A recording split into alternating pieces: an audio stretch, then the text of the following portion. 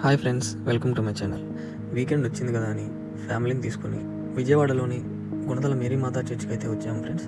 So ఇక్కడ church timings వచ్చి morning 6:30 నుంచి ఈవినింగ్ 7 వరకు ఎలో చేస్తారు. సో ఇక్కడ చుట్టుపక్కల వాళ్ళే కాకుండా చాలా చాలా దూరాల నుంచి అయితే కూడా భక్తులు ఇక్కడికి వస్తూ ఉంటారు. ఆదివారం మరియు పండుగ దినములలో చర్చి మొత్తం భక్తులతో కిటకిటలాడుతూ ఉంటుంది. చర్చి లోపల ఫోటోగ్రఫీ ఎలో చేయరు కాబట్టి ఈ వీడియోలో నేను చూపించడం లేదు. సో కొండపైకి వెళ్ళాలంటే ఓన్లీ మెట్ల మార్గమే ఉంటుంది. సో కారు, బైకులు అలాంటివి అయితే వెళ్ళడానికి కుదరదు.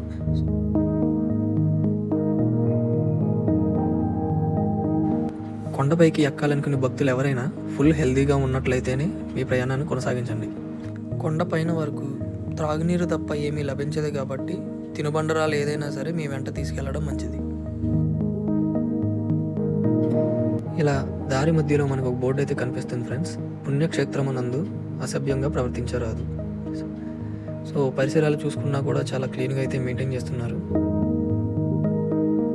సో ఇక్కడ మొక్కులు తీర్చుకునే వాళ్ళకైతే తలనీలాల స్థలం ఇక్కడ ఉంటుంది.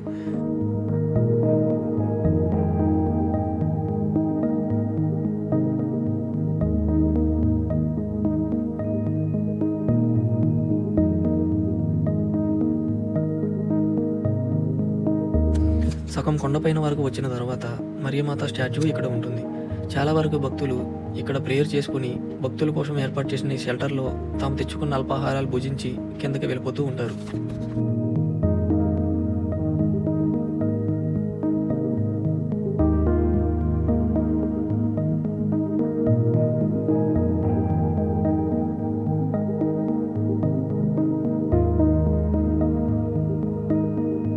కొండపైన వరకు వెళ్ళాలనుకునే వారి కోసం ఇక్కడ మెట్ల మార్గం అయితే చూస్తున్నాం.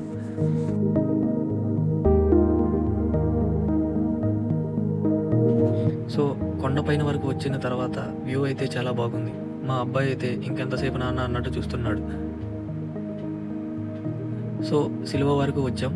ఇక్కడ చూసుకుని చాలామంది భక్తులు ఇక్కడ ప్రేయర్ చేసుకుని చెట్ల కింద సేద తీర్చుకుని ఆ తర్వాత అయితే తిరుగు ప్రయాణం చేస్తూ ఉంటారు. సో ఇక్కడ చూస్తే విజయవాడ సిటీ వ్యూ చాలా అద్భుతంగా ఉంది. సో ఎక్కేటప్పుడు ఎంత కష్టమైతే ఉందో దిగేటప్పుడు కూడా అంతే కష్టమైతే ఉంటుంది.